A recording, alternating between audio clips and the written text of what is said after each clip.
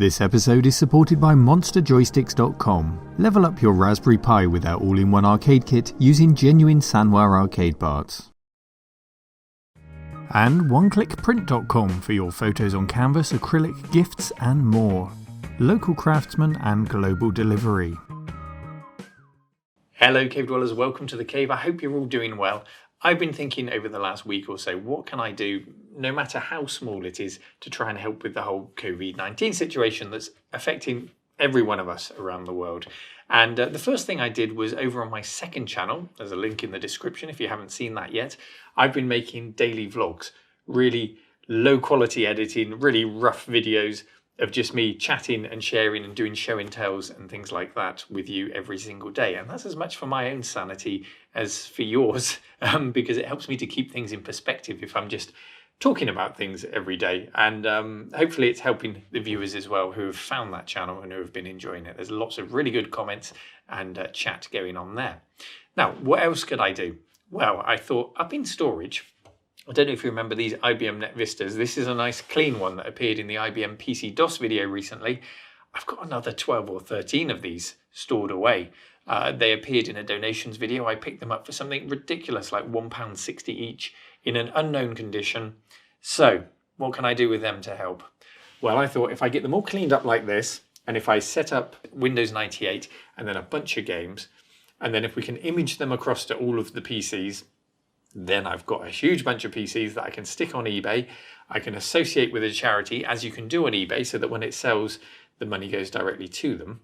And we can pick a charity that's COVID-19 related. So yes, it's a tiny drop in a massive ocean of what's going on in the world, but thinking about what contribution I can make, it's something. It's better than nothing. And at the end of it, hopefully it gives a bunch of you some really cool retro PCs to play while stuck in isolation. So win-win. Oh, and I get some storage space once I've shifted all of these. I'll do it in such a way that I don't have to go to the post office. A courier can come and collect them. And at the last minute, I'll give them a spray of IPA to make sure that I'm not adding to the world's problems.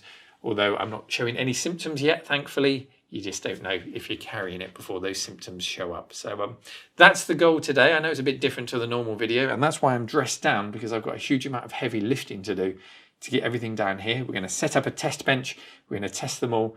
And we're going to see if we find anything interesting along the way. And I hope it makes for a good video. So let's get stuck in.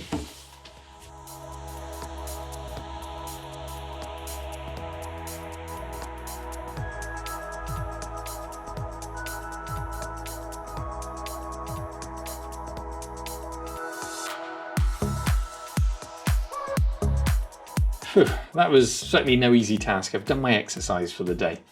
As you can see as we look along them, they're in varying degrees of disgustingness, all filthy, filthy machines except for the one that's already been cleaned. One of them has a suspicious looking green ooze coming out of it. That's something that we'll need to take a closer look at. There's a couple of nice surprises in there. Two of them have got CD writers, so that's nice. And all of them just need a really, really good clean. Now, this is the one that I've already cleaned, so you can see the potential for them to look like a really smart machine to have on your desk with a nice CRT and a keyboard and mouse to be a really good classic gaming machine. Some of the older ones who are watching, like me, might look at this and think, yeah, I remember those machines. They're just boring IBM desktop machines that would have been in any business doing spreadsheets and word processing, and it doesn't excite me. Well, let's take a look at one so we can get familiar with this IBM Net Vista. Let's see what's hiding inside, because there's something in here which I think might change your mind. Because if you ask me, it's something of a sleeper. Let's clear the decks and have a look. So why has this humble desktop enamoured me then? On the face of it, it's nothing special, but the easy to open case is the shape of things to come. At the back here, we've got a 185 watt PSU with its fan drawing air directly from the notoriously hot Pentium 4 processor next to it. And there's another case fan at the back right to draw air in. Two 3.5 inch and two 5.25 inch drive bays are easily accessible here with a handy clip to keep it out of the way while you're working on cabling, which is of the IDE variety. We're not into SATA territory yet. USB ports exist at the front and back of the case, and we've got 3 RAM slots. All of the machines appear to have been upgraded because we've got some good old Kingston value RAM in one slot. That's 256 megabytes of 133 megahertz SD RAM. And in the other slot we've got the IBM labelled RAM which would have shipped with the PC, so 512 megabytes in total is ample for our retro needs. Now here's the fun part. Yes, we've got 3 PCI slots, and this is a full height case by the way, so you're not restricted in what you can install. But we've also got an AGP slot, and I'll show you what's installed by removing the quick release mechanism that holds the cards in place. Yet another feature that makes it such a joy to work on. And yes, check this out, in each machine is an NVIDIA Riva TNT2 video card. Granted, it's not going to set the world on fire, but it's a video card with 3D acceleration supported by OpenGL and DirectX, which, if we can stick to the right era of gaming, will serve us really well. A removable coin cell battery means we have no leaky Varta batteries to worry about, and this is still keeping good time and the settings just fine. And around the back we have a full complement of serial and parallel ports, onboard Ethernet and audio, USB and PS2 ports. There's even space above to add even more ports. I dare say, if we have any broken machines, this case would make for a brilliant modern conversion, a Pi or a Mr. Project box. So that's our Net Vista. It's not a style icon, it's not a retro classic, it's not fondly remembered, and I wouldn't give it a second look as a gaming machine back in the day. But now, compared to the razor-sharp edges of the tower PCs I built at the time, I actually really appreciate the way this thing is put together. So first things first, let's get the basic setup installed on my PC, which we can use as an image for all of the others. I've chosen to go with Windows 98 2nd edition, each of them has a license for it, and Windows XP still feels modern to me. This has to be a retro build.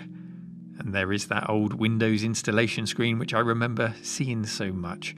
Reinstalling Windows 98 was just a way of life as I remember it, in keeping a system running at its best. And of course, the old trying to read the license key off the side of the case sticker was all part of that process. The basic installation took about 15 minutes. As Windows 98 goes, this is a powerful machine, and a quick CD-ROM drive copying the data over to a 40GB spinning hard disk makes short work of it. I did run into problems though finding the drivers. They were a little more tricky to track down.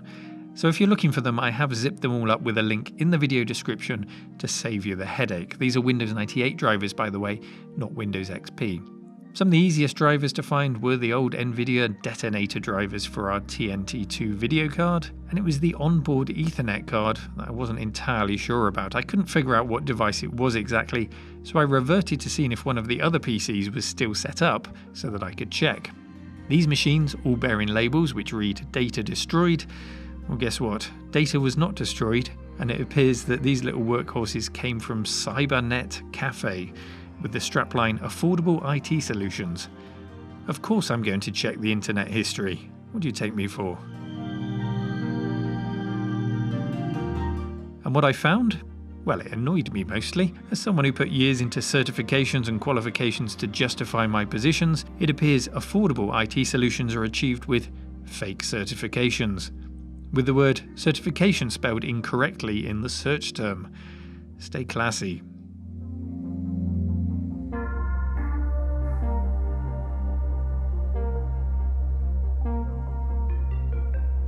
Anyway, I found what I was looking for. The onboard Ethernet is an Intel Pro 100VE device, so I was able to finish off the installation process, and we have all the devices installed and Windows 98 ready for imaging on our master PC.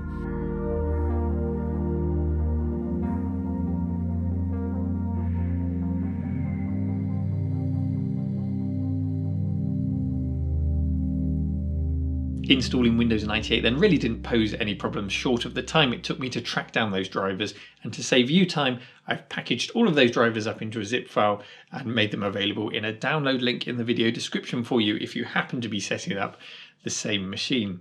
Of course, once it was all set up, it was time to try out some games. I started with MDK, Murder, Death, Kill. What a great game this was. This only needs a Pentium 60 to run, Pentium 90 recommended, so we're talking first gen Intel processors. We're on a P4 over here, so it didn't even break a sweat, as you can see here, running super smoothly.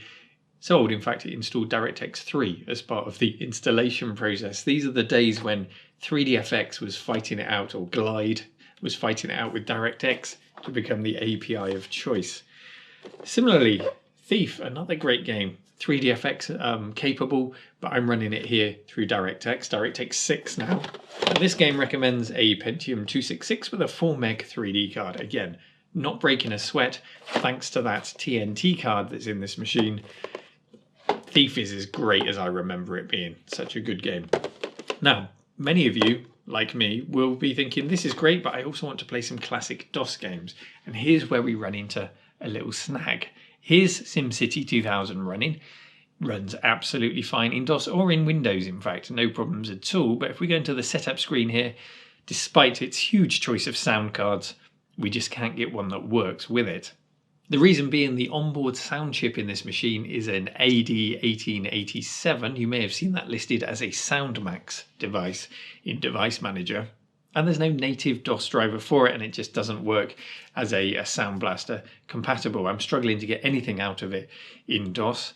It's really designed to work in Windows or with IBM's OS2 operating system. But you shouldn't let that put you off if you're interested in getting this machine, because of course you can just drop a PCI Sound Blaster compatible card in there, disable the onboard card in the BIOS, and away you go. You've got your DOS gaming rig all set up. And those PCI slots, remember, are full height, so you could drop a 3DFX card in there if you really wanted to.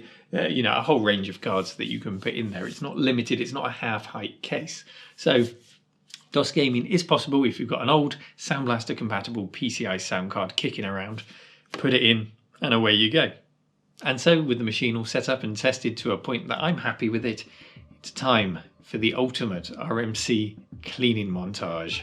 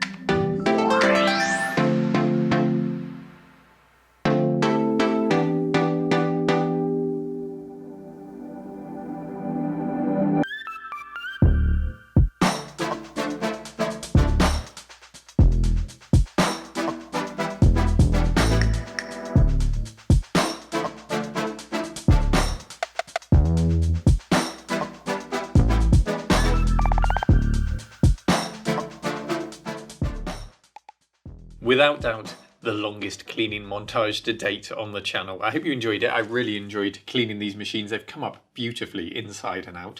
Yes, they're not without dinks and scrapes and scratches from a hard life that they've been through, but the fascias themselves look brilliant and they very easily unscrew. So if you wanted to respray the metal part of the case, it's really not a big deal. You can do that.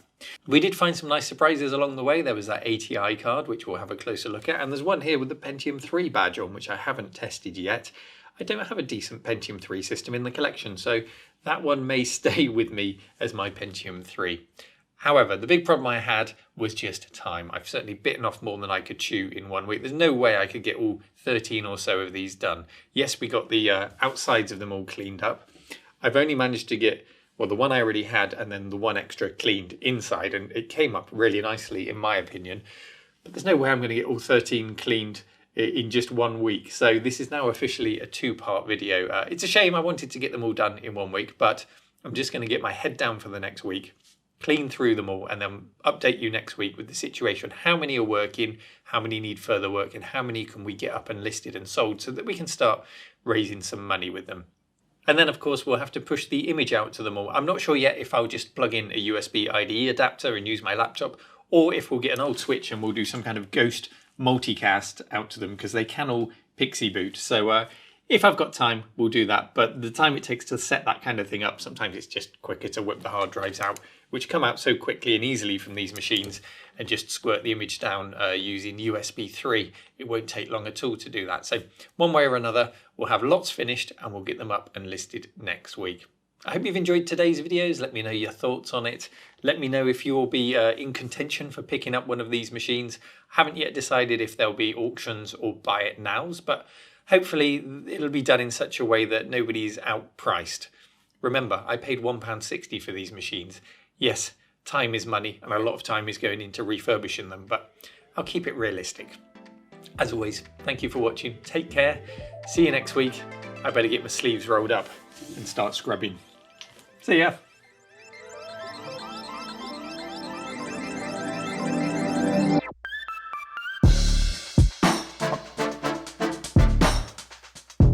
If you enjoy my content and would like to support The Cave while receiving a completely ad-free experience and access to releases 1 week before they go public, then visit patreon.com/retromancave and join the official Cave Dwellers. Thank you for your support.